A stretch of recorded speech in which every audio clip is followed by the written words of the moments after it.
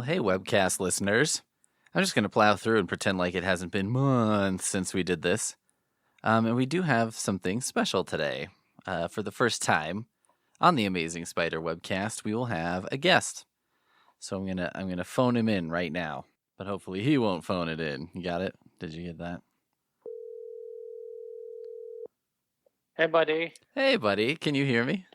Yep. Great. I can hear you great. And now I'll say, okay, so on the phone, we've got my brother, Ian. All right. And we're going to talk about The Amazing Spider-Man issue 20. Is that the same one that you just read? With the Scorpion, right? Yes. Yep. It's been a little while since I've done one of these, so, I wasn't totally sure. But yeah, I thought, we kind of just go through this page by page. Mm-hmm. So you can either start with the cover. I didn't have a whole lot to say about the cover, but I have a couple of things to say. Yeah. So go for it. All right. Right now? Or Yeah. Oh, okay. We're on the air here. Yes. I think, one of the things, I think the first thing that jumps out to me is that this was 12 cents. Yeah. And also, apparently, this is a much newer comic than I thought, because according to the version that I have, it's trademarked and copyrighted 2006. Yeah, this is a digital version. Marvel in 2006 took a bunch of their old-ass comics and put them on a CD-ROM. And so I bought those. They're all PDFs. They're all, like, protected PDFs, so you can't print them. But they did Spider-Man, Captain America, Avengers, Iron Man, Ghost Rider, X-Men, bunch of their old shit, and they're just like, we'll just throw this on a CD-ROM, because what could happen? And then, not that long later, it's like, oh, the internet, this is not good. Like, they kind of figured that, digital comics would never go anywhere, and so they're like, we'll just throw in everything. And basically, how much do you think that CD-ROM cost? I can't imagine it was much at the time of the release. I would think maybe like $25. I think that's what some of them are more expensive because I think they're more rare, like maybe the Ghost Rider one or something, but I think you could still buy them for about $40. So I can't imagine. I guess it's possible when they were released, like if you bought Encarta 10 years prior to that, it was like $100 or something. But like now the challenge is having a computer that will have a CD-ROM drive in it. Yeah. Well, I think that's the thing. They probably at the time were like, well, these files are basically you have to have the CD in your computer. And the files are pretty big too. Mm-hmm. So maybe they were like, well, what kind of maniac is going to have the storage for that? And then cut to 15 years later, and it's like even your simplest flash drive probably has enough room. You could put all of those CD-ROMs onto like one flash drive, put it in my pocket, still have space. Exactly. But at the same time, I'm sort of like, I mean, it's not like they were making a ton of money off these super old, Amazing Spider-Man 20. It's like, how are people getting their hands on that? And it's all secondhand market anyway. So basically any format they could come up with was probably not a terrible choice. It's probably not a collector's item unless you get the hardcore Spider-Man. But, like the Spider-Man comics, I imagine in a collector's market, do pretty well. Like there's got to be people who are trying to collect runs of things. Oh, totally. Compared to something like you said, like the Avengers or Ghost Rider, like people probably there wasn't a collector's market for those.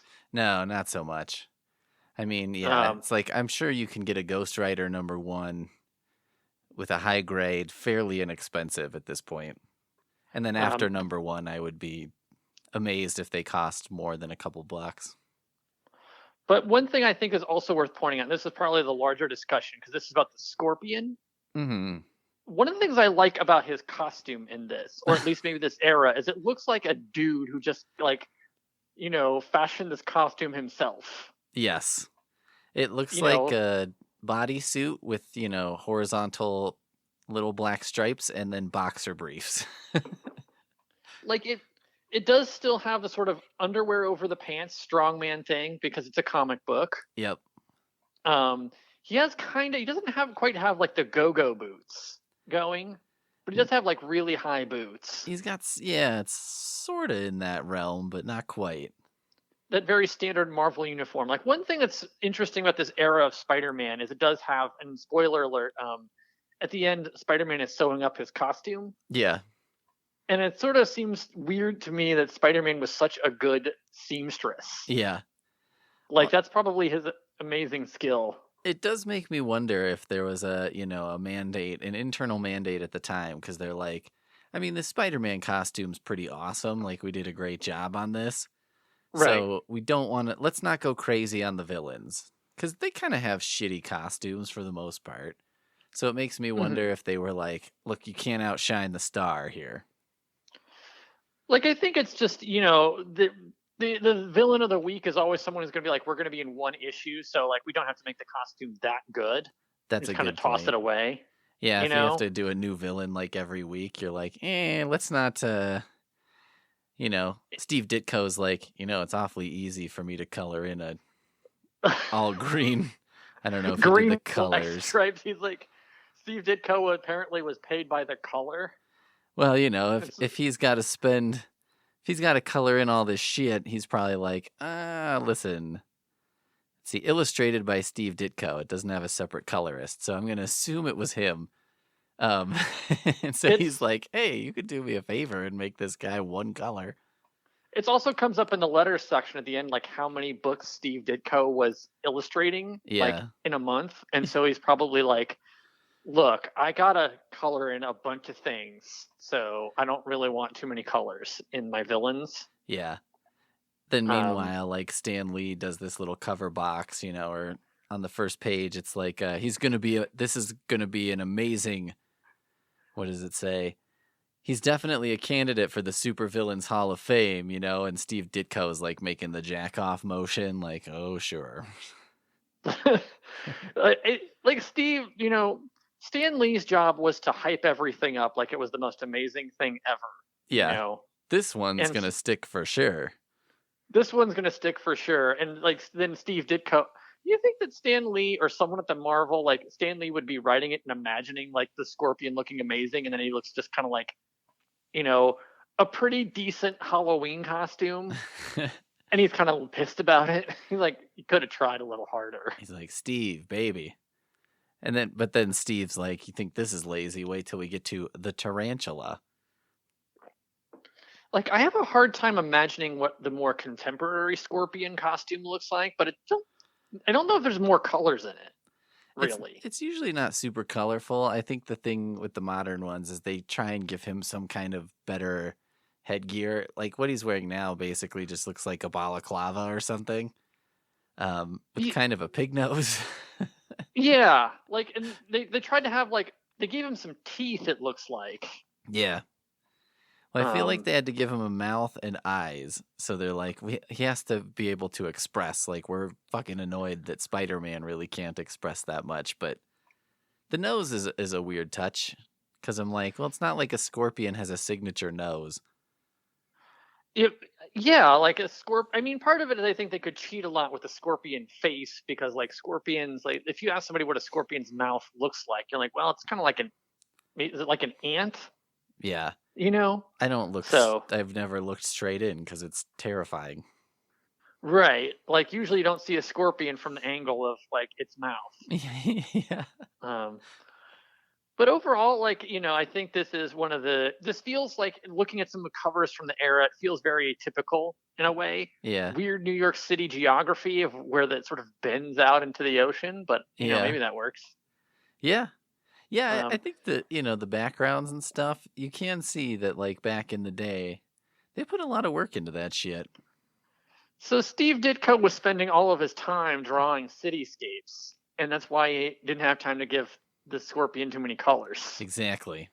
It's like, we could take it easy.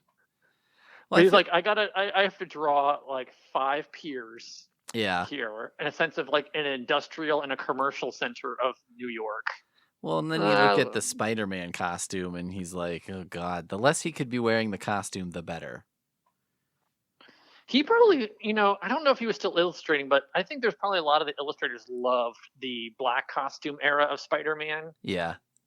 Because they're like, oh, done. I can go to the It was a pretty happy good hour. costume too. Yeah. Oh yeah, much easier. Mm-hmm. Just like this would have taken me hours. Mm-hmm. But maybe we should get to the first page. Yeah. So my thing on the first page is basically that thing. We'd predict the Scorpion's definitely a candidate for the Supervillains Hall of Fame. Which, first Oh of yeah. all, anyone who's a villain, I guess, is a candidate. But what's your overall opinion? Scorpion, Supervillain Hall of Fame? Scorpion to me seems like almost a very typical Spider-Man villain. Yeah. And part of it is to me as somebody who is a much, it's weird that I'm on the Amazing Spider webcast as what I would say is a casual Spider-Man reader. Right. I like Spider-Man just fine. I've liked every Spider-Man movie. I don't have the right consoles to play a video game, but I probably would. I've never found a Spider-Man comics that I think the only one I really didn't like that I've read recently, it's not a recent one, was like the sort of reboot of Maximum Carnage. Oh, sure. But I think that was like, to me as an enterprise, that was probably not, that was going to be doomed from the start in a certain way. Yeah. Um, but I think of Scorpion as a one thing I would say about Spider-Man as maybe a critique is that his Spider-Man is way more interesting than most of the villains he encounters. Yeah, sure. Like, I think that if something suffers in Spider-Man is that a kind of lack of a really good, I think the villains that work best are the ones where Peter Parker has a relationship to the villain, and the ones that don't really work for me are like the sort of random dude. Oh, yeah. I mean, I've always said Spider-Man's best villain is J. Jonah Jameson. And that's really the thing, is that J. Jonah Jameson is really the villain of the story, and to a large degree he just sort of creates the Scorpion as a weapon. Yeah. And then the problem of like giving an intelligent sentient weapon is like, well, maybe it won't do what you want it to do. Yeah. Yeah, exactly. you know Oh, this is a perfect example of a couple tropes, which is, we'll get to, but the scientist who's like, what have I done? And then the sort of person who's come up with a plan and then is like, who would have ever thought that this plan could go any way other than how I'd hoped? it's like, no, like the scientist and J. Jonah Jameson did not think about like, well, what happened after Right. he beats up Spider-Man. Like, it's like, well, what happens then? Yeah, like, what are we going to stuff him in a trash compactor? Like, then it's like we shake hands and he goes on his way and he's now a Scorpion Man. We'll get to this later, but I think there might have been a way for J. Jonah Jameson to at least try to arrange a deal to maybe mitigate some of this damage. Sure. But we'll get there when we get to the contract part. But yeah, that's, I think, my favorite part of the whole thing. Yes. I like that the first page is that splash action panel, right? Mm-hmm. Where he's like smashing like a chimney with his tail. So you get the idea that he's super strong. Right. And Spider-Man's having kind of a hard time. And the bricks are flying at the reader, kind of. Mm-hmm. Yeah, it's a cool action shot. And it's sort of like, that's the thing where I'm like, I'm opening this comic and I'm like, all right, we're gonna have some fighting. And then smash cut to Peter coming home from work. Yeah, okay. So if we go to the next page, I have a double page spread. I do too. Now, you haven't read a lot of comics from this era. How much fucking text is in these books? It's like a lot, Yeah. I mean, these take like a half hour to read. If you There's 9 panels on each page and they're, maybe 20 to 30% text. I think about how many, part of it is that I think a lot more modern or contemporary comics don't have as many panels. Yeah. So like you can have a little bit more word economy because you can kind of let the picture tell more of the story. Sure.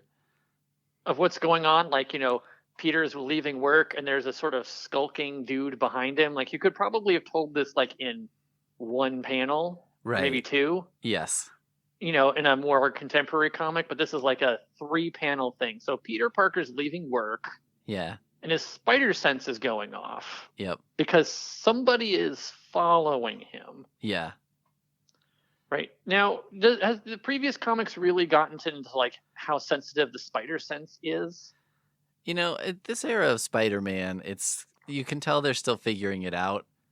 So like, sometimes he seems to it's like, do you remember there's an era of Superman comics where it's like basically Superman has a new power every time he needs a new power to do something. My favorite that I remember is his super memory. It was like there was some kind of gizmo that was going to explode, and then they took it apart so you couldn't stop it from exploding. But he's like, I have a super memory, so I remembered what it looked like before they took it apart. That's got to be one of those like superpowers that, like, if they kept it in long enough, it would backfire on him so fast He's like, because it would be like he would remember every time Lois slighted him as Clark Kent, it and would like, destroy his relationship. but it would be okay because he has super self-esteem. That's true. So Yeah, so like like, Spider-Man's a little like that still. Um, mhm. as he's trying to elude this guy, he makes a bat out of web that he kind of launches past this guy to startle him and distract him so he can, so Spider-Man can go home and become Peter Parker without being spotted. I And that think it's that he's Peter Parker, and then he's going to go out and be Spider-Man, yeah, or he's going to use Spider-Man to like follow this guy. He's going right. to follow the guy as Spider-Man. Um, Well, and then so he's yeah, he's going home and the guy's right there, so he's like, "I'll make this bat out of web to distract him." And sends a bat. But that's like an example of something that it's like, I don't think modern Spider-Man is like making a bat out of spider web. it's also maybe a strange era of comics where like we get we get like 3 panels of him walking home, Yeah. but we get like one panel of the web coming out of the web shooter as like a little blob, Yeah.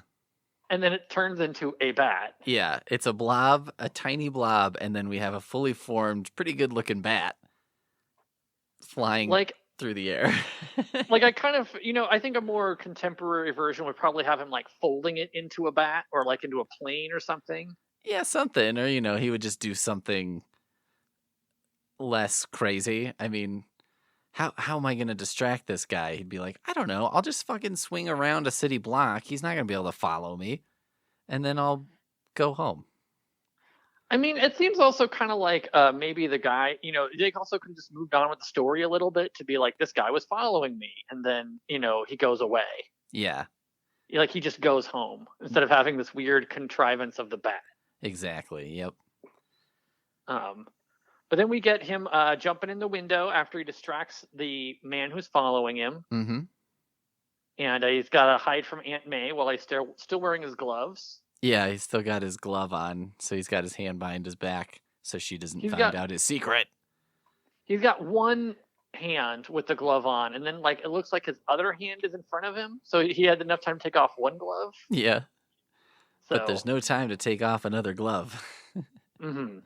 I just, Aunt May is taking a risk busting in on a teenage boy like this.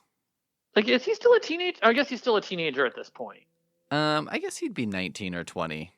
Yeah, because like Flash Thompson is there, and they're still in high school, so Well, he's I like think they're in college now. they're in college. I think Because so. I thought he was. I didn't think he was in like high school anymore. Because he's That's one of the sort of incredible facts about Spider-Man is I think everybody thinks of Spider-Man as being a high school superhero, but he was out of high school pretty quick. I think that the part of it is that's just sort of that origin point of like a lot of people. If they pick up a Spider-Man comic, they probably pick up like a contemporary era one where he's like an adult. Yeah. And whenever it gets rebooted, it always gets rebooted. Like some of the reboots tend to put him back in high school. Yeah. Because I think a lot of if you're picking up Spider-Man #1, like he's in high school. Yeah, it's just interesting to me that that's become sort of an essential aspect of the character, even though the character was spent, 5% of his comics time in high school. It's still different enough in that Spider-Man at this point was like not an adult or like not a full-fledged adult in the way that Yeah. like most superheroes like Batman or Superman or Captain America of this era were adults. Right. Right. and like Spider-Man is like Peter Parker's like legally an adult. Yeah. But we get to the next page after Aunt May, and then he's sort of plotting a lot, so it's a lot of all that text. Yeah. Oh, I did want to. There was a hilarious balloon on the preceding page that says it's no trick to follow someone silently when you've got the power of 1,000 spiders. Which, first of all, I was like, 1,000? But secondly, I was like, why would the power of 1,000 spiders make you quieter? Like 1,000 tiny, like 8,000 tiny little legs might make a lot of noise. Yeah, well, yeah, it's like, so you're 1,000 times sneakier? Is that what you're? This didn't work for me, but anyway, yeah. So this is a lot of like, okay, this guy's following me. That's annoying. Oh, Betty usually gets to work early, and then we get J. Jonah Jameson. Oh yes, we got some good artwork here of J. Jonah Jameson as an evil man. He's red-faced. He's making an evil grimace. Some good face work here as he's sort of reminding us that he hates Spider-Man a lot. And then reads in some kind of a report that he got, which is basically some egghead is making mutants. And then he's like, maybe I could use a mutant to kill Spider-Man. I could use a mutant to kill Spider-Man, right? Yeah. And like, hey, I think that one of the things that's weird about J. Jonah Jameson living, because this is sort of still in the era where like Marvel superheroes were in the everyday world, right? Yes. But he seems really dismissive of this idea of like someone's creating like artificial mutations in animals. I guess that's part of why he's not impressed. You know, like if you live in a world with Thor, like mutations in animals, you live in a world with mutants in it. Yeah. So you're like, whatever. Yeah, I mean, it's one of the sort of weird things about the Marvel universe, I guess, which is like, if you did live in a universe where it's possible you could see, you saw Galactus come and all this crazy shit, and then, I don't know, something like a Jubilee mutant, you're sort of like, ooh, and then, but then I think I'd be like, eh. You could probably brush by that and be like, huh, neat. But like he's mad about like this person trying to get the story in the paper. Yes, right. He's like, who cares about this stupid science crap? And then he's like, wait a minute, maybe I care about this science crap. Also, that the editors are showing him the proofs of like a story that's about to go in the paper. It seems like that's kind of the job, right? I don't know that much about he's a publisher or the editor in chief. Like, I don't know exactly what his job is. He's the boss. The publisher. Yeah. I think. So it seems kind of like it would be good to have the proofs maybe don't come across the desk, but like seems kind of like if you're the publisher, maybe you would take a look, like just to see like what it is. I guess. I think this is part of the J. Jonah Jameson charm, which he's like, oh, who cares about that science crap? And then he's like, oh, wait a minute, that could be useful to me personally. Give me that back. I also think J. Jonah Jameson is the type of person who demands every proof cross his desk and then like is mad that every proof crosses his desk. Yeah. And then, he's bored by half the stuff. And then he's like, where did we get these writers? Let's get rid of these guys. And it sort of seems like one of J. Jonah Jameson's characters. I often wonder if J. Jonah Jameson is like a villain, And I think what he is he's just a really bad boss at times. He's just kind of a jerk. He has occasional glimmers of like, being nice to Peter Parker in more contemporary versions. Yeah. Oh, definitely. And I think he kind of does, in later things, he does like care about his son. Like he cares about people. But I think he's like just a really kind of bad boss. And that's really what makes him work as a sort of antagonist is like he's got a lot of power and he's kind of a jerk. Yeah, I mean, and I think I would think this is relatable because I feel like when you're a teen and you have a job and you just hate your fucking boss, even though later you look back and you're like, that old man was probably 22 years old and didn't know what the fuck he was doing either. But so to have a boss that you think is shitty and doesn't know what the hell he's doing, you're like, I can relate to that. And it's interesting for him as like a newspaper man, right? Part of where it seems, the thing with him is that he believes Spider-Man to be a menace, right? Uh, And he doesn't really want to look at the possibility that maybe, Spider-Man is not such a menace. Like he is in this era, like he is not an objective. He's not a journalist, but he's not like an objective observer of Spider-Man. He knows what he wants to print. oh, yeah. Well, maybe it's a prescient look at the present, which is like, maybe people have been doing this all along. Right. That he was just going to ignore all the evidence. And if there was all the stories were saying Spider-Man was a pretty decent person, he's like, well, I'll just make a story. I'll make up my own news. Right, right.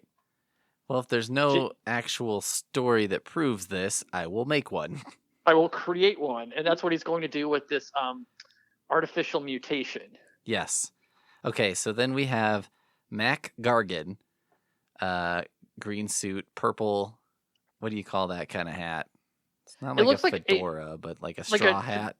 Like a trilby or something. I mean, I think it's supposed to indicate that like he's an older man, right? Because this is like, none of the younger men are wearing hats, but like J. Jonah Jameson, like when they leave later on, like he puts on a hat. Yeah. Kind of like a symbol of like slightly older man, detective, in a way. Sure. And kind of like scummy. Yeah, scumbag is what comes to my mind because he's basically like, whatever you say, boss, I'll whatever, I don't care. Like he's a snoop, he's like trying to he's following Peter Parker around for money. Yes. So then the Jonah Jameson and Matt Gargan, Jameson's like, I got a great idea. Gargan's like, cool, as long as you pay me. And they go to the mutant science guy's lab, which that's where they sort of run off to. The sort of quick bits in here. I like that originally J. Jonah Jameson was paying Mac Gargan to figure out how Peter Parker was getting all those good pictures. Right. Which I kind of gathered that J. Jonah Jameson was not paying Peter Parker a whole lot. No. But this also fits in the idea of like J. Jonah Jameson is kind of like just an asshole bad boss. Yeah. Because he was going to like spend a whole lot of money to not pay Peter Parker instead of just paying Peter Parker. Right. Right. He's going to spend, whatever, a couple $1,000 to figure out his secret in hopes that he can replicate it perhaps slightly cheaper than however it was happening. Well, so they get to this. This is my favorite, perhaps, panel in the whole comic because they get to this lab and this scientist explains how he's basically made a fish that could breathe in the air. So it's like sitting on a branch. And a rat that can breathe underwater. So it's just kind of in a tank. And you're just like, what the fuck is he doing? Like, what is happening? He's done something here genetically that's like impressive for no really good purpose. Yeah, like, impressive and worthless. Totally worthless. In this particular case, also completely harmless, except maybe to the fish or to the rat. Well, and it's kind of like innocuous and horrifying because you see this rat in a tank, you see a fish on the land, and it's just like cats and dogs sleeping together, personified here. I mean, I just imagine I don't know who his boss is, or, he's a research scientist, so maybe he's at a university. Just whoever's in charge of this coming into his lab and being like, okay. Like people can just show up to his lab. So I think he's like I wonder if he's like a person who just maybe is doing this in his apartment. Maybe. Well, and then, like, yeah. Because if you're doing this at a university, you have to go through like a whole bunch of institutional review boards. Right. And so there's a bunch of people who are going to be like, if he's like, I want to make a fish that breathes outside and a rat that breathes, that breathes water. Yeah. They'd be like, okay. Yeah, I mean, I guess that sounds fine, but we have some follow-up questions. Like, so he does just say later on that he's a research scientist, right? This is my other favorite part, which is, so Jameson kind of propositions him. He's like, I'll do a special project for me If it works, I'll pay you $10,000. And which, by the way, I looked up, and that's about $800,000 today. So that's a lot of money. Like, so J. Yes. Jonah Jameson is flush. And then the scientist says, I'm a research scientist. I don't accept private jobs for pay. And yet, with $10,000, I could get new equipment and blah, blah, blah. I'm not in a position to refuse. So I'm like, what's with this preamble? He's like, that's not how it works, Jameson. Except, wait a minute. Yes, it does. Okay, let's do it. I, I think it's previewing the idea that the scientist is not like, he's not the villain here, right? Like, he's basically a reasonable person. It is a very Spider-Man-y thing of like, a lot of people do a lot of stuff for money. Yeah. That's one of the things that is also very true about a lot of Spider-Man villains is that for a long time, what they tend to do is they tend not to be like the people who are like, I'm going to blow up Earth. Right. They tend to be the people who are like, I need money for a thing, Sure. or I just want money. And that is what makes them more grounded, but also in some ways less memorable. Yeah. Like their motivation is like, I need money. Right. And the scientist is basically like well, I'm bending my normal code or not code really, but like my normal practice. Yeah. Like I don't do this for money, but I'm willing to do this for money. Like it's not why I do it, but sure. I'll take this on he's not just doing it for money, he's doing it for a shitload of money. Yeah. Well, yeah, exactly. And he rationalizes it pretty quick to be like, well, yes, I can in do one more panel, science. he goes from, no, that's not how this works to, but what if it did? And then what also is funny about it to me is so he's like, all right, I'll do it before he hears what the project is. Then it's like, make a literal monster. And he's not, there's no point then when he's like, I don't know. He's just like, I can't guarantee the results. Which is a very light way of saying, like, this guy might be dead in 10 minutes. Like, I don't know. His heart might explode. It's sort of weird where Jonah Jameson is going to give him $10,000. That $800,000 you said equivalent. Yeah. And not have very many stipulations on it. Like not have very much going for it. Like just here's $800,000. Well, and that's what's also funny to me about, okay, there's a fish that can breathe air and a rat that can breathe water. And then he's like, I'll give you $800,000 to make something that can beat Spider-Man. And this guy's not like, so do you want like a guy who can breathe underwater or... he's gone from these very minor alterations to an animal to imbuing a man with the powers of an animal. It seems kind of like going back. It's hard not to look at this fish that's clinging to a branch.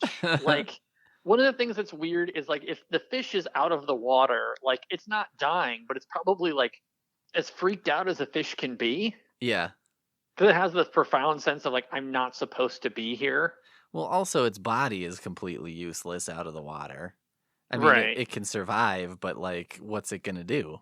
Flop around? It seems to be clinging to that branch pretty well. So. Yeah, somehow. Somehow.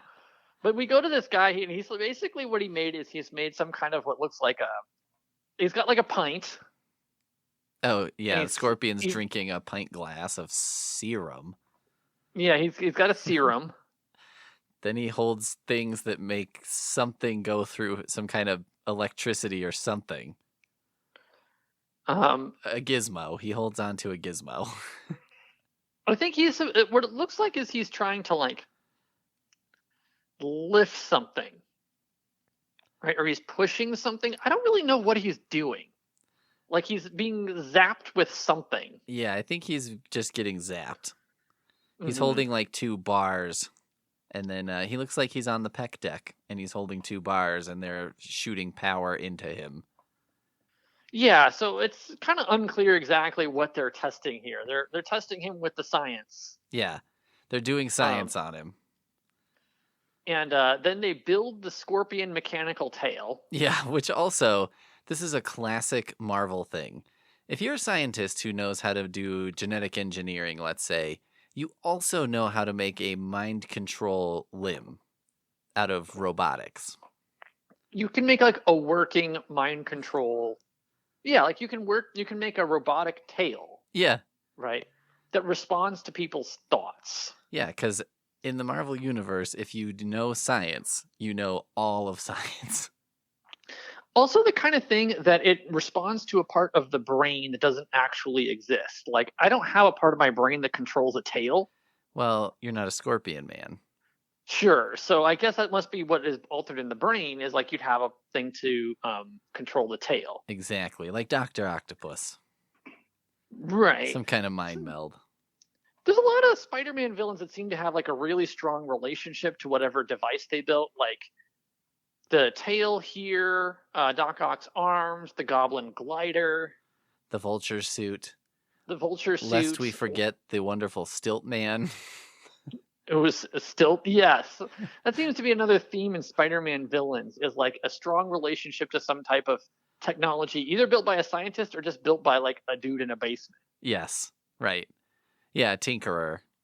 Hmm. It's like most tinkerers in our era are like, oh, maybe I could build like a bookshelf or a guitar out of a cigar box. But in the Spider-Man comics, it's like maybe I could make a giant pair of indestructible stilts, and so then I It's shoot up into the sky, take a single step, and I've crossed the entire city. Tinkerers today is like, well, I made a little block where I can put my knives into it, or Yeah, like I made an app that sorts my cat pictures by how many times I click on them. yeah, yep. The important work. So Um, he's the Scorpion. He can mhm. crush a block. He fucks up some shit with his tail. And the science guy is like, "Oh, make sure you're prepared and tested before you go out into the world." And Scorpion's like, "Oh, fuck off." And Jameson's like, "You listen to him now." Then we cut to some, Peter and Betty talking. This whole interlude of him and Betty going to the airport and whatever is like completely worthless. Totally unnecessary. This feels like it's the kind of thing that they wanted to stretch over like several comics, and it's sort of it grounds Peter in some kind of reality in a way. Yeah. But in this particular issue, it feels like they just wanted to remind people that like Peter's got to compete with Ned Leeds for this girl. Yep. Yeah. Like as much as you said like it's not like he's not in high school, he still has kind of high school problems. Oh, well, it's very soap opera-y in terms of, Hmm. girls and stuff like that. But anyway, we go through that, and also um I like in the lab because Jameson halfway through is like, "Look, spare me the explanations, just so long as it smashes Spider-Man." He's already bored. Like Right?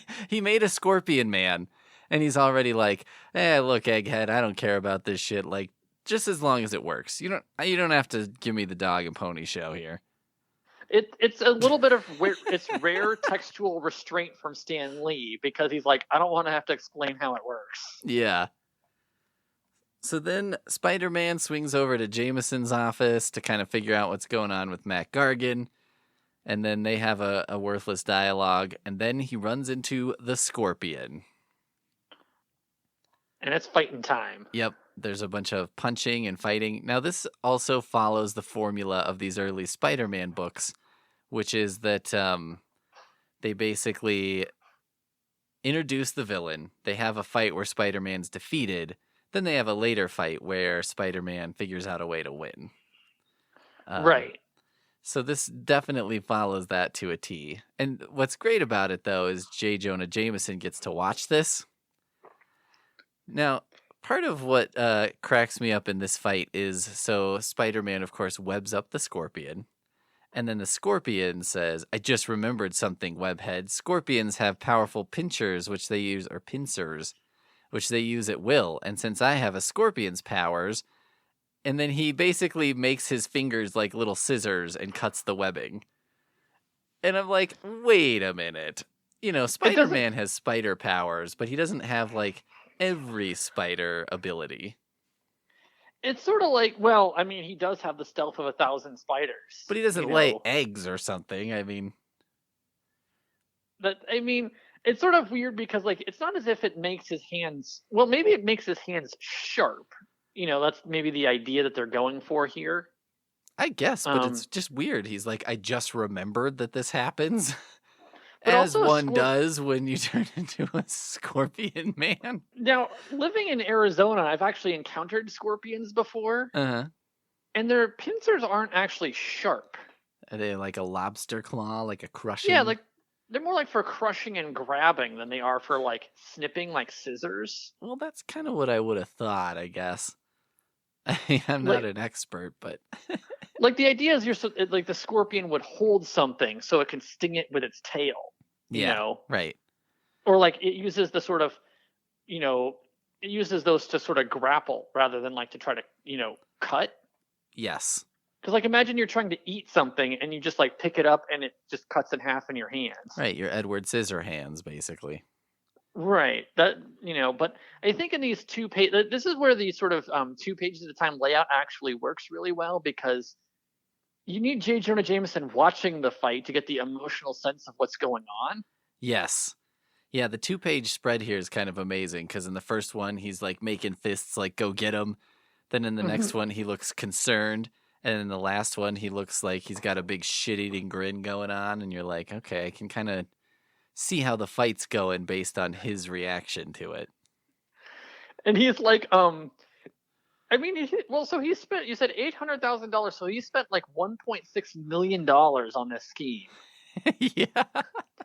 and he's watching like $1.6 million because he had to pay the Scorpion $10,000 as well. This is like the ultimate football bet in a way. Right. It's like, he's got a lot of skin in this game. I mean, given how much he spent, right? This is where I think the contract would have been useful. Like, it seems kind of useful to say, like, you get a third of the money for doing it, a third of the money if you beat Spider-Man, and then like a third of the money if you don't do any more crimes for a while, Well, right? yeah, who could have predicted? I do. Before Hmm. we get there, there's one of my favorite lines in here is, don't you know that a spider can't ever beat a scorpion? And I read that and I was like, I mean, I guess if someone asked me to predict who would win in a fight, a spider or a scorpion, I think I'd go scorpion. But he's talking about that like that is common knowledge amongst Manhattanites that like a scorpion will always defeat a spider. Like it's a saying almost. Oh, we all know a scorpion always beats a spider.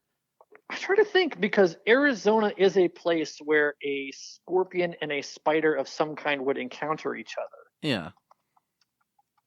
And it's like a tarantula and a scorpion would encounter each other. Right.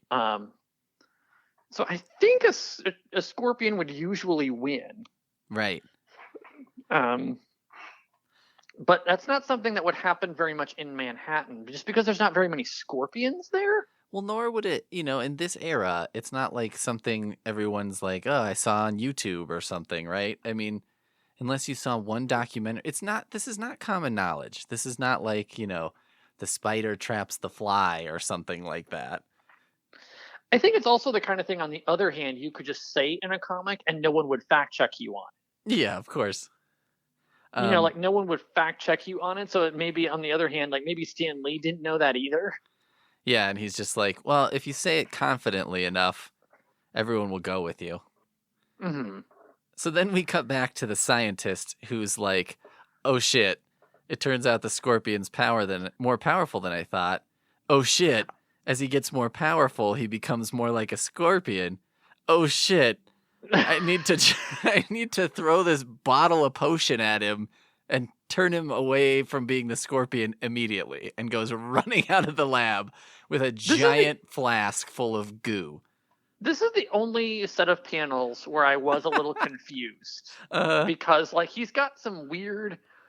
There's these weird red lines all over the place oh yeah, these that are supposed tubes to or be something. like tubes to things, Yeah. and I'm like, it seems really busy, and I don't know exactly what this is. Like, it feels like it should be something that's very important. Well, the way the Um, tubes are drawn too, like in the first panel, he's behind the tubes, but then his word bubbles are in front of the tubes, so it's like an optical illusion, which I guess if you want to get real deep into comics, a word balloon is necessarily an optical illusion, mhm. but it's just kind of strange. And it's sort of like the word bubbles are in front, and then in the second panel, they're kind of coming through the middle. Yeah. But it's sort of like he's got tubes over his head and all around him. And I get the idea of like, I get it. He's a scientist in a lab, but like, if those tubes weren't there, I would understand that he was in a lab. Right. You So know, it would have made perfect sense to me. yes. But it's a great scene. It reminds me of that Simpsons when the guy is like on the illegal offshore bank and then he's like, "Oh crap. I shouldn't have said that, this. Oh crap. I definitely shouldn't have said this." And he's Oh crap. I definitely shouldn't have said, like, there's a whole bunch of series where basically like the scientist realizes that like this whole thing is going to unwind. yes. This is also why institutional review boards are important, because like a fish, No, you or can't make a fish is only gonna get scorpion man. like, how can you tell if a fish has gone crazy? You know, you just really can't. That's true. Yeah, Like how a do you know rat, if a fish is insane? right? Like you can't really drive a fish insane, but like that's part of why you have to go through a little more scrutiny for a human. Yeah. This makes me really badly want to somehow get to an institutional review board and then put a project proposal like make Scorpion Man. I mean, one of a sort of person I've encountered, right? And it's not going to really reveal too much of what their research found, so I'm not going to worry about it too much. But he had to put into the institutional review board because he was testing something related to how pacemakers functioned. Uh-huh. And so what he was going to do is he was going to basically, part of what they had to do is they put people on the Vomit Comet. You know, that plane that like simulates zero gravity. Uh-huh. And he was going to basically have to go through the institutional review board because they were going to strap people upright in the Vomit Comet Mm-hmm. to see how their blood pressure worked. Uh-huh. And so basically they had to list all of the potential risks of what could happen. Well, see, it would have been nice if this guy had just done that step on his own. What are the potential risks of making a Scorpion Man? That is something that in my institutional review board training is true, that if you're a private company, you don't have to do any of that. Yeah, so maybe he's like, oh no. So anyway, he does his oh craps and then goes running out. Spider-Man gets thoroughly housed by Scorpion. Thrown through a water tank. Yes. And then And this Scorpion... empty water tank. Yeah, and then Scorpion's like, all right, that was awesome. Now I'm going to go rob an armored car. And this is when J. Jonah Jameson literally says, oh no, I never expected that. Oh, who could have predicted that this could go wrong in some way? It does seem like there's be a bit of insurance to be like, I need you to go disappear. Like you beat up Spider-Man and then you like run away for a while. Yeah. Like, and then as a way to Scorpion not time is expose me. over. Right? Or be like, you got to leave New York. Yeah, go to Philadelphia. Right? Like go cool your heels for a little bit and then I'll send you the rest of the money. So that way he's got like some incentive to be like, well, all I got to do is leave. Yeah, right. You know, leave and sort of lay low for a little while and then I'll, go do whatever it is I'm going to do. That would have been a much smarter. There's a lot of smarter contract options for J. Jonah Jameson if he still wanted to go through with this plan. But Scorpion is like robbing an armored car. He beats up some cops. Exactly. Yep. And so then he makes off with some gems or something that some grandpas want. And then the scientist catches up and he's like, oh, thank heavens I found you. Here, take this serum so you don't, keep being the Scorpion. And the Scorpion's basically like, go fuck yourself, and starts climbing up a building. He's got a super, nice and probably expensive science flask. And he looks like he just put some aluminum foil on the top of it. Yes. Yeah, exactly. He's got like a huge Erlenmeyer flask. And so then the scientist, to his credit, starts climbing up the building to try and, get the Scorpion, I guess, to drink this stuff. I think he has to drink it. So he starts climbing after him. And so then he starts falling off the building and in a Hail Mary play just throws the bottle at him. I guess maybe if it smashes on him, that'll work too. But then he's definitely dead. The scientist falls off the building, and Spidey's like, I'm too late to help that poor fella who fell, but at least I can grab the Scorpion. And in the lower right corner of that panel where he's saying that, you see a little circle of people gathered around looking at the ground, where we can assume there's a dead scientist laying there. I mean, it's just a scientist who like climbed up a building, threw a bottle at a Scorpion Man climbing the building, which maybe the New Yorkers are probably used to some degree by now. I guess.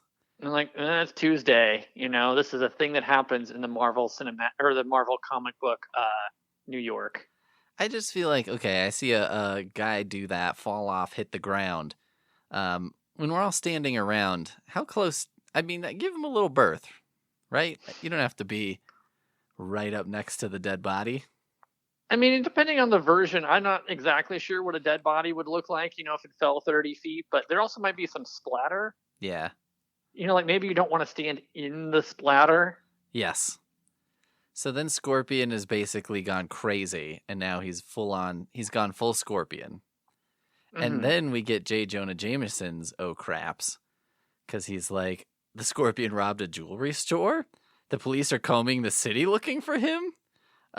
This is all my fault. I'm the one to blame. If there wasn't for me, there would be no Scorpion. Which, in some cases when people say things like that, I'm like, you're being too hard on yourself. And in this case, I'm like, no, that's 100% true. Like, J. Jonah Jameson thinks Spider-Man is a menace, and so he sent Scorpion to beat up Spider-Man. Yeah. But J. Jonah Jameson is having his moment of realization where he created a menace that he wants to make Spider-Man look like a menace. Right. But he actually created something that is a menace. Right. Possibly worse. In trying to fabricate a story, he made the real thing come true. Well, and even if he hates Spider-Man and thinks that Spider-Man is doing wrong, he's like, oh, maybe the way to solve this was not by making something worse. I just feel like there's a 4-panel comic, Spider-Man comic to be written, which is like J. Jonah Jameson pays someone to make a dirty bomb, and then he launches it on the city, and then as like a wave of destruction is rolling towards him, he's like, oh, right. That if J. Jonah Jameson has kind of a character flaw, which is important for every villain, is that he doesn't think anything through.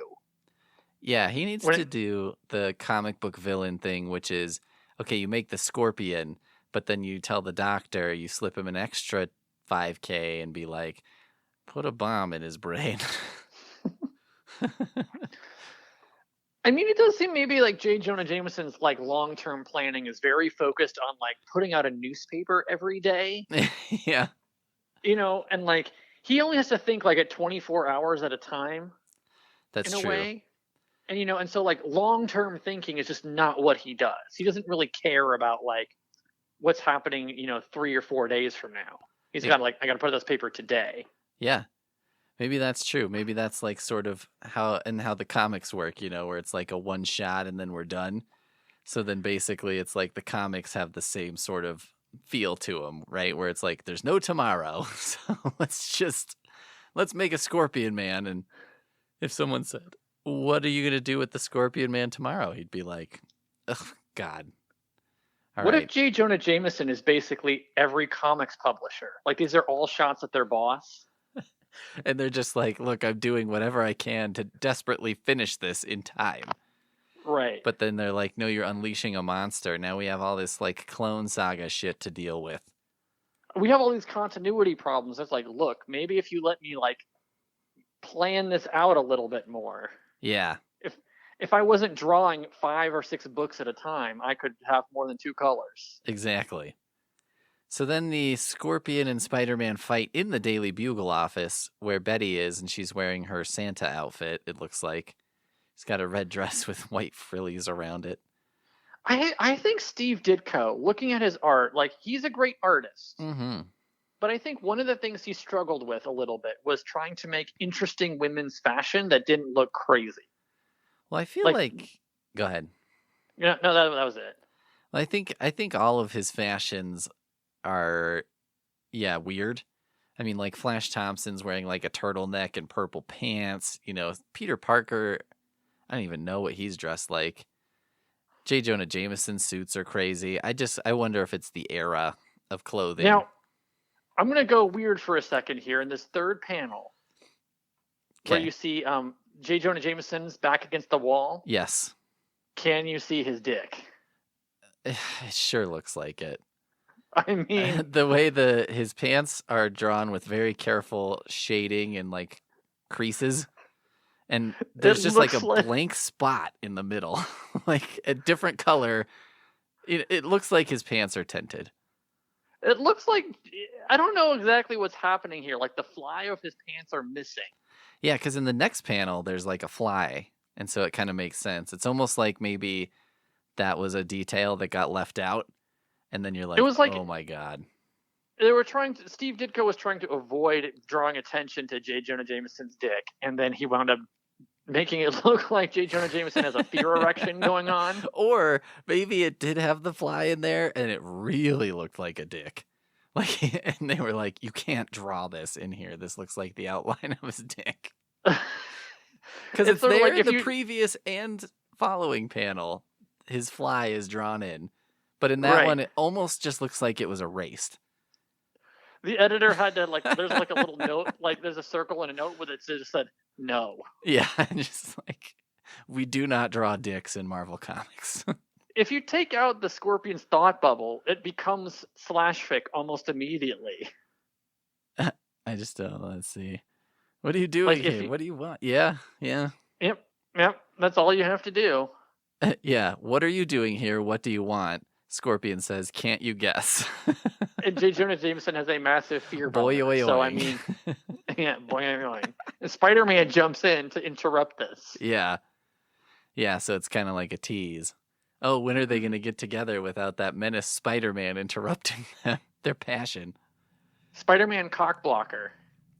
So then they fight again. And this time Spider-Man basically beats the shit out of him just because. This feels a lot like Spider-Man does. Like Spider-Man seems to beat a villain by having a sort of science trick at times. Yeah. I think of like Venom with sound, or like, the radioactive man like knocks him into a bunch of coal so that way it's carbon and neutralizes it. Like Spider-Man like outwits somebody. Yes. Well, yeah, he comes up with some kind of Sandman is probably like a famous one for that, right? It's like, what's the enemy of sand? A vacuum or like a water or some shit. He thinks about it like you would think about like a Mega Man weapon, right? It's like, well, what counters this? Yeah. And then so. But this time he just rips off the Scorpion's tail and then beats the shit out of him. I mean, I think part of what he does is a little more subtle, where it's sort of basically saying like, I'm not going to try to like outmuscle you. I'm going to try to like use my agility. Sure. Right. Like the spider can win because it's not stronger or tankier. It's more maneuverable. Right. So instead of like standing and taking punches, he's going to like dodge. Yes. And I guess he's not so outmatched that like, there's a part where basically the Scorpion grabs Spider-Man, and Spider-Man twists around and punches him and whatever, so it doesn't work for him to grab Spider-Man by the wrist. It's sort of the opposite of Sin City when the guy, what's his name, Marv, handcuffs himself to that, agility guy. Because he's basically like, I know I can beat the shit out of this guy if I can catch him. So it's like, as long as they're tied together, he can win. But that's where Spider-Man is like, if I tie this guy down. Yeah. Right. And then basically try to dodge and be flexible instead of just, boxing him straight on. Yeah. He can win. But it does seem a little bit like it's like the Superman cartoon, that sort of WB DC Superman cartoon where Superman seems to just forget that he's super strong until he doesn't. Yeah, until he needs to be. Or the Superman Returns movie where it's like, well, he gets beat up by Kal Penn on an island full of kryptonite until he's like, wait a minute, fuck that. And he like throws it into space. What should I do? Oh, I'll just be super strong. Yeah, if only I was super strong and I couldn't get beat up by Kal Penn, an average man. So anyway, Spider-Man beats the shit out of him. Jameson has his private moment where he's like, my secret is safe for now, But what supreme irony! I was saved from a menace whom I myself helped to create, saved by the one he was created to destroy. And you're like, thanks for summing it up for everyone who wasn't paying attention.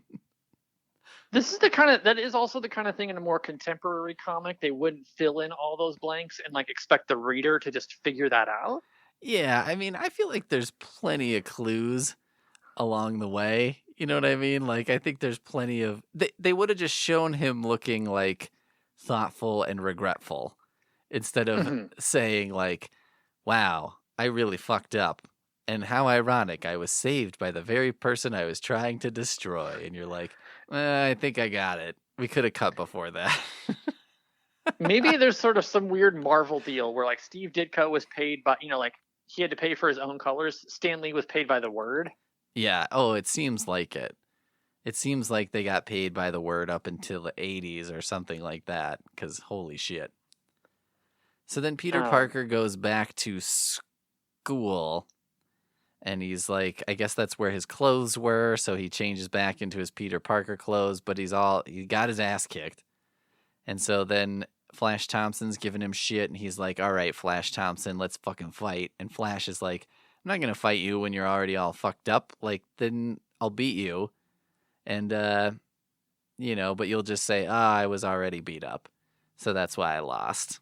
And you're like, okay. I mean, weird that, I don't know. It seems like they had to fill out, like they had 9 panels on this page. They need to fill an extra 3. Yes. Yeah. And then there's Aunt May, helping him with his bruises or whatever. And then the ending is, of course, the Daily Bugle. And it's like, Scorpion caught, Jameson is hero. And these guys reading the paper are like, wow, that Jameson's a real fireball. Looks like Spider-Man showed up, but the action was already over. And you're like, once again, Jameson learns nothing.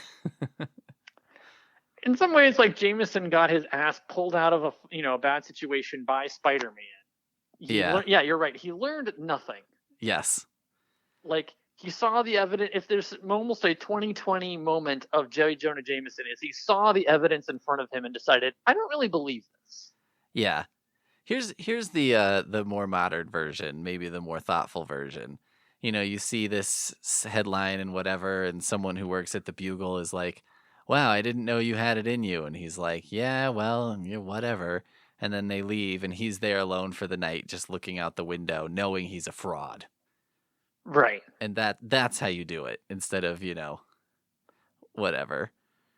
This is sort of in an era of, like, resetting things to a status quo. Yes. Right? Like, J. Jonah Jameson has to, like, not learn anything, so that way the next time J. Jonah Jameson shows up, like, he's still thinking Spider-Man's a menace. Exactly. And then, it ends with J. Jonah Jameson being like, I'll get that Spider-Man, and Spider-Man sewing up his costume, and then we're basically back to status quo. Oh, in this one, he is a high school student. Oh, is he? Yeah. But whom we know as a high school student who wishes he could ask someone else to perform the boring task of sewing up his torn costume. Oh, okay. I think he's pretty close to graduation. He's still in high school. Yeah. I think it was only the first few years, maybe, of comics. Okay, so then there was a letter here you wanted to get to. Oh, it was basically there was a fan, right? Because in the Spider's Web thing that they responded to, who was asking for a pen pal, but he was in Tanganyika, East Africa. Okay. And he was just a kid like who was reading Spider-Man comics and was looking for pen pals. And they were mostly like, and I like that Stan Lee decided to give him a nickname of Immy. Where is this? This is in Spider's Web, right? So it's in the letter section. It's the second letter. Okay. Oh, okay. Dear Stan and Steve, I am pleased with your latest issues of Spider-Man. By the way, why don't you keep a column for pen friends? If you do, please write my name and address and also my hobbies, which are collecting stamps, reading, and dancing. My age is 13. Please find me about 5 to 8 pen friends in America. And his name is I don't know how to say this name. I'm going to go with Imitaz. Yeah. Imtiaz? Aladina. Aladina. P.O. box, and he's in East Africa. Stan says, Immy, Mhm. old buddy, we don't usually list pen pals as names. If we did, we'd have room for almost nothing else. But when we get a request from someone as far away as Tanganyika, we've just got to print that letter. We're delighted that Spidey has readers in East Africa, and if he ever wants to go someplace for an exotic vacation, who knows? Oh my I'm, god. I'm trying to figure out where Tanganyika actually is. I've never heard that before. Um, Tanganyika still exists. Where is Or it? no, it doesn't. Oh, no, it doesn't. It's part of present-day Tanzania. Oh, okay. Okay. It existed from 1961 until 1964. Oh. Okay. It sort of joined up with some other places, and there's a lot of places got like a complicated history. Okay. Well, hopefully a little, what do they call him? Innie? Hopefully Innie survived. It doesn't look like there's Immy. a lot. Yeah, it doesn't look like there's the Wikipedia article is pretty short, but at least it doesn't have like a whole bunch of horrible atrocities. That's what I was expecting when you're like, and it was about 2 years it was around, and then I was like, oh god, and then who swept in and killed what? It looks kind of like they just kind of had became a republic of the Commonwealth, Tanganyika, Union of Zanzibar and Tanganyika, interim constitution, blah blah blah. Basically, like some countries joined together. Oh, okay. So I mean, it doesn't sound. I'm not gonna, I don't know a ton about it, but it doesn't sound like there's an obvious like atrocity involved here. So, thank goodness. Well, if Immy's out there and listening, shoot me an email. Let me know that you're still alive. Let me know if you got your demanded, what was it, like 5 to 8 pen pals? Yeah. That was where it took a turn for me, where I was like, oh, now this fucker's demanding a certain number of pen pals? I think if you're doing pen pals, right, that pen pals are going to like bail out on you. Yeah. So if you're trying to get pen pals, like you need like a certain number to sort of keep this hobby going. I guess. I like that Stan was basically like, that's not really what we do, but I'm just going to print your letter because it's kind of adorable. I think it's also like if you're in East Africa and you're getting a Marvel comic, you're like, that's from pretty far away. So, also at this time too, like where, sending the letter was probably not cheap either. Probably was like 7 months ago he sent it. Mm-hmm. And then it finally arrived, and then they finally opened it, and they were like, holy shit. Maybe also Stan was like, how the hell are Spider-Man comics getting to there? I don't understand. I mean, they probably send them through the mail, but I mean, that's also the thing is like if someone got the comic out in what is now Tanzania at this point in history, like that, it seems kind of like Stan Lee and the publishers could be like, yeah, we'll publish yours. Well, also, I guess, for me personally, 13 years old, that's a little young to be corresponding with a person who says they're 13. I'm like, you know what? I'm going to pass. Mm-hmm. Let's go ahead and pass on that. Even though it's a probably fairly safe situation, considering it's like, look, I'm not going to Tanzania anytime soon. Right. Sending letters to 13-year-olds is just not on the menu for me. I mean, I think this was also in a time where most of these comics were also like bought by people who were like, sort of 10 to like 15 or 16. Yeah, probably. So they were assuming like not a lot of adults were reading this. So yeah, I like to imagine that letter appearing today, and they're like, oh no, no. It's one of those that. They're like, look, if we let you put in J. Jonah Jameson's dick, we're not going to publish this letter. Yeah, it's one or the other. You can have an outline of a dick, and this can be a kind of an adult thing, or we're going to publish a letter from a 13-year-old special boy. But not both. But it also goes to the Marvel Masterwork pinup, which was something. It looks like they just sort of have like the idea of you're going to tear out this page of the comic, which every collector probably hates Oh now. yeah. Well, they did a lot of shit like that in these older comics. They'd have like a pinup poster, or they would have, stamps, shit like that Hmm. in them, which I think this was before, because, something everyone needs to understand about old comics is like when these were coming out at the time, they were not, no one thought this was going to be worth money later. It would be like a bunch of old time magazines being worth a bunch of money. It's part of why the Scorpion had two colors, because like anytime you have a new color in a comic, they're like, it's going to cost money. Yeah. Well, and they were pretty cheap to ship and make and all that stuff, so you could, make some money off of them. But there was no like, there wasn't like a huge market for super special comics at this point. Like looking at some of the sort of quality of the reprint that was put onto this CD-ROM, right? Which maybe Marvel didn't care about it very much. Yeah, But like there's some parts where it looks like a little smudgy, a little thing. Like I'm not complaining for, I wouldn't be complaining for like a CD-ROM full of these older comics. yeah, But it's kind of clear that like if these were the versions that Marvel had with some weird colors in them, right, um, it seems like they didn't really care that much about the highest quality printing. right. Like some of the panels do kind of look like they're almost like a 3D, like a 3D movie. Right. So Yeah, and I mean, there were like things that sort of said, "Oh, this is a collector's item" or whatever. But I mean, the comics bubble was so much later in history, and like, I think people hoped they would be worth money, but this was back in the day when it's like, I mean, are you even gonna have your comics bagged and boarded? Like, probably not. You're probably this was buying them back. at the drugstore, off This the was back in the rack. day where comics were basically like newspapers, on the idea that you would read the issue and you would basically like throw it out. Yeah, I mean, yeah, exactly. It was like a disposable entertainment. I mean, how much is a newspaper from the 1960s worth? Probably nothing. Well, it's like you would pick it up and you would toss the coin to the guy at the newspaper stand, um, and then you would read it, and then basically it was gone the next day. Yeah, a bum would use it to clean your windshield off on your car. Hmm. Like that's the value of a newspaper.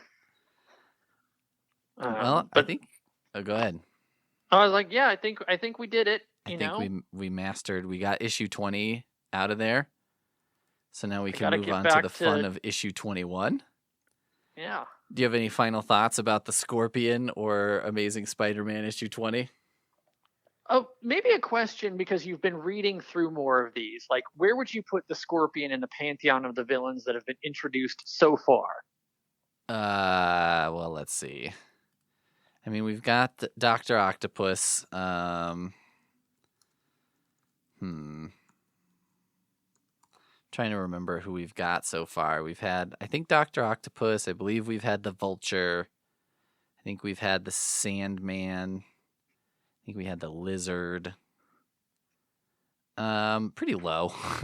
I think I can't remember all the exact order of what we've done so far on this podcast, but the early villains also include like Green Goblin, Mysterio, maybe Electro.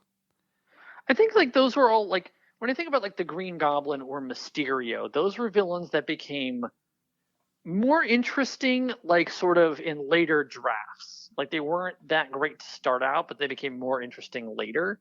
Yeah. I think Um, Mysterio was kind of fun. I always thought he was different. Oh, and Chameleon, that's fairly early. But the ones of the early ones, I mean, Doctor Octopus, I think probably became his ultimate.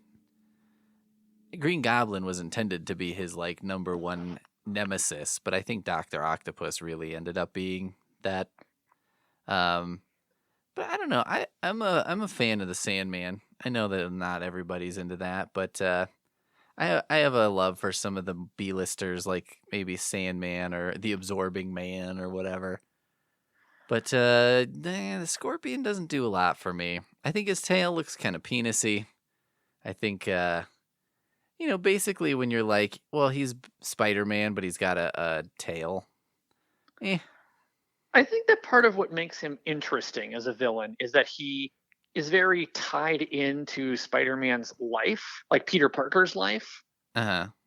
in a way that like some of the other villains, like the version of Sandman's like, I want to rob a bank, or Sure. like I'm just going to rob a bank. Whereas like the Scorpion, he becomes obsessed not so much with Spider-Man, but like with getting J. Jonah Jameson. And Yeah, so it's sort of like Spider-Man's put in a moral conundrum of like, it would be easier in some ways if like he kind of let the Scorpion kill J. Jonah Jameson and then capture the Scorpion. Like I could wait a little bit, that's true. and this problem would solve itself. But like Spider-Man knows he has the power to stop the Scorpion, so he's going to keep one antagonist alive. He keeps two antagonists alive instead of like letting one take care of the other. Sure. So Yeah, it kind of puts Spider-Man into a moral problem it's a good more. point because the Scorpion at some point isn't as much a Spider-Man villain as he is a villain who also kind of wants to kill J. Jonah Jameson. And it's sort of in many ways like his early version of him, and it's not so much that the Scorpion is a villain by himself. The Scorpion is just kind of like a living weapon Right. for J. Jonah Jameson. Like this was J. Jonah Jameson trying to take down Spider-Man through other means. Sure. Yeah, So I maybe think he's more interesting in that way, but that doesn't come for a little while. So it's at this point, he's not in my tops. in a primitive way though. This is an interesting way that he is sort of like villains teaming up or using each other, which I don't know has happened very much. Like that's going to become a Spider-Man mainstay. Sure. Of villains having like relationships with each other, and this is like two villains or two antagonists that have a relationship. So I think that's actually a strength of this one. Yeah, I can agree with that. I see where you're coming from. I think it's, So I'm the problem is he's just not compelling looking and his powers aren't fun. So it's just not fun. I mean, even the Vulture is fun to me because he's like an old man. It's like, what if your grandpa got a super suit? it's it's sort of like I think because he has a pretty generic costume and pretty generic powers. There's nothing really that special about him. Mm-hmm. I mean, I think if probably Stan Lee found a nature book of like scorpions and spiders fighting Yeah. and like wanted to kind of run with that as an idea. Sure, because he's like, what's a creature that's in that sort of spider realm? Maybe just went in an exotic pet store and just looked around and was like, scorpion. Well, I think that's maybe part of it is like, in real life, I find scorpions, are frightening and intimidating and whatever, but it doesn't translate very well to the print. Like Spider-Man doesn't really look like a spider, but it works in that way because I think being the hero and not looking like a giant spider is to his advantage. But Mm-hmm. I don't know. I guess maybe I almost wish it was like a little bit more universal horror direction or something. I think this was in the era, like going back to the cover of where it's got that comics code thing where you couldn't really do that. Yeah. So they had to sort of steer around that. But like, that's where a contemporary era could go. Like Immortal Hulk, like leans into that sort of horror direction now. So like, it's time for if you're gonna reboot Spider-Man, maybe a good reboot would be like the horror version. Exactly. Yeah, like, Yeah. a little just scarier. I think just having Mm-hmm. him be more frightening would be nice. But, not a big thing for me. Yep. So yeah, he doesn't do a lot for me, but I don't hate him. I don't I dislike think him. he's in some ways he's forgettable, but I think he's good for making stories. Like he's good for a mix up, right? Yeah. Of like a different target, Sure. you know, Yeah. like a sort of different story, different, you can throw different characters Agreed. Totally agree. in. Mm-hmm. All right. Well, I think we've got it. We did it. Thank you for guesting on this episode of the Amazing Spider Webcast, I believe it's called. I think it is. And tune in next time, I guess. We'll be covering issue 21.